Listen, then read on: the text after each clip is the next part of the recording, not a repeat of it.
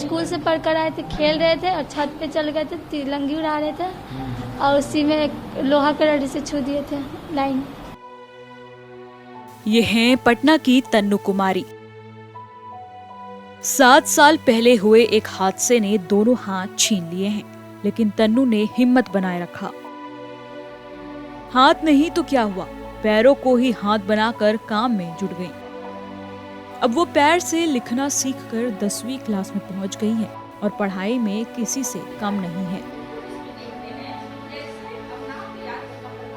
आर्थिक रूप से कमजोर परिवार में पैदा हुई तन्नू कुमारी जब 6ठी में पढ़ती थी तो करंट लगने की वजह से हाथ काटना पड़ा था। शुरुआत में परिवार परेशान था कि बिटिया का क्या होगा।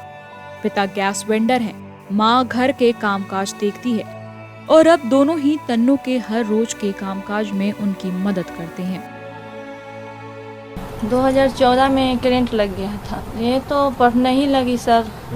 उस घड़ी हाथ खत्म हो गया था तो बहुत हमको प्रॉब्लम था, कुछ भी नहीं करती थी। अब तो बहुत चीज कर लेती है पैर से। हम तो समझते हैं कि पढ़े लिखे और आगे की ओर बढ़े और जहाँ तक ले मेरा सहयोग रहेगा वहाँ तक ले बेटी को पढ़ाएंगे। और मैं गरीब आदमी हूँ और सरकार की तरफ से सोचता हूँ कि कुछ मदद मिल जाएगा।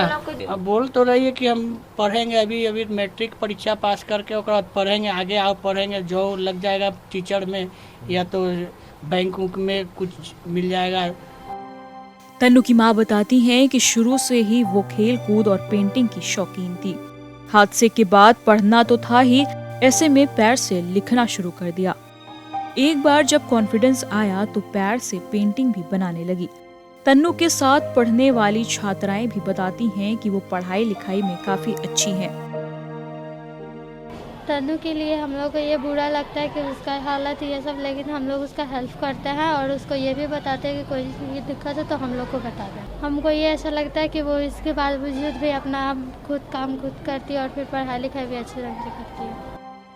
क्लास टीचर का कहना है कि शुरुआत में वो घबराई हुई सी लगती थी, लेकिन सबका साथ मिलने के बाद उनमें कॉन्फिडेंस आया है।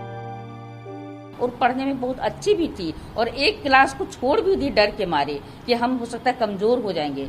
तो हमने उन लोग को बोले कि नहीं, कमजोर नहीं होगी, लेकिन तुम पढ़ोगी और अच्छे से पढ़ोगी। तो उसमें जागरूकता लाए हैं। इसको अगर गरीब घर की है तो इसको हम लोग तो बहुत होगा फीस दे करके और बहुत सा मेहनत करके आगे बढ़ा देंगे, लेकिन थोड़ा और पढ़ाई के लिए सरकार को भी थोड़ा सा इस पर अगर ध्यान दिया जाए तो बेहतरीन होगा।